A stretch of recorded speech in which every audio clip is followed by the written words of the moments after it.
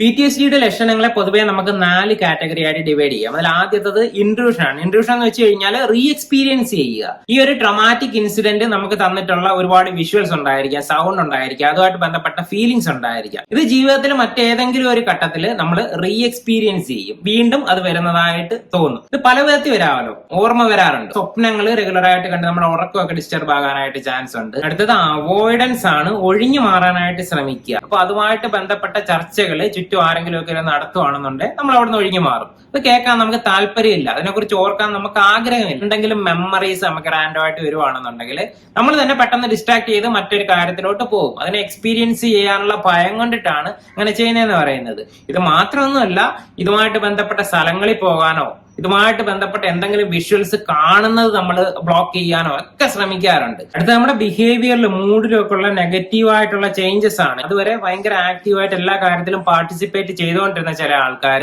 അതിനുശേഷം ആൾക്കാരോടൊന്നും മിണ്ടാതെ വീട്ടിൽ തന്നെ കൂടുതൽ സമയം ചെലവഴിച്ച് അങ്ങനെ ലൈഫ് ലോങ് അങ്ങനെ പോകാറുണ്ട്. നമ്മുടെ മൂഡിനെ അത് അഫക്ട് ചെയ്യും. ചിലപ്പോൾ ഇൻസിഡന്റിന് മുമ്പ് വളരെ ഹാപ്പി എനർജറ്റിക് ആയിട്ടുള്ള ഒരു വ്യക്തിയായിരിക്കും. ഇതിനുശേഷം ആളുടെ മൊത്തത്തിലുള്ള മൂഡ് ചേഞ്ച് ആകുന്നു, സാഡ് ആകാം, ഡിപ്രസ്ഡ് ആകാം, എനർജി ഭയങ്കര കുറവ്, ഒരു കാര്യത്തിനും വിളിച്ചാൽ പുറത്തോട്ട് വരാതിരിക്കുക, ആ ഒരു അവസ്ഥയിലോട്ടൊക്കെ പെട്ടെന്ന് പോകാറുണ്ട്. ലാസ്റ്റ് ഹൈപ്പർ സെൻസിറ്റിവിറ്റി ആണ്. വളരെ ചെറിയ കാര്യങ്ങൾക്ക് അപ്രതീക്ഷിതമായിട്ട് പെട്ടെന്ന് റിയാക്ട് ചെയ്യുക. വിഷമമായിരിക്കാം, സന്തോഷമായിരിക്കാം, ഇമോഷൻസ് മാറി മാറി വരാനായിട്ടുള്ള ചാൻസ് ഉണ്ട്. ബാക്കിയുള്ളവർക്ക് വളരെ നോർമലായിട്ട് വളരെ ചെറിയ കാര്യമായിട്ട് തോന്നുന്ന കാര്യങ്ങൾ ഈ വ്യക്തികൾക്ക് വളരെ വലിയൊരു കാര്യമായിട്ടായിരിക്കും അഫക്ട് ചെയ്യുന്നതെന്ന് പറയുന്നത്.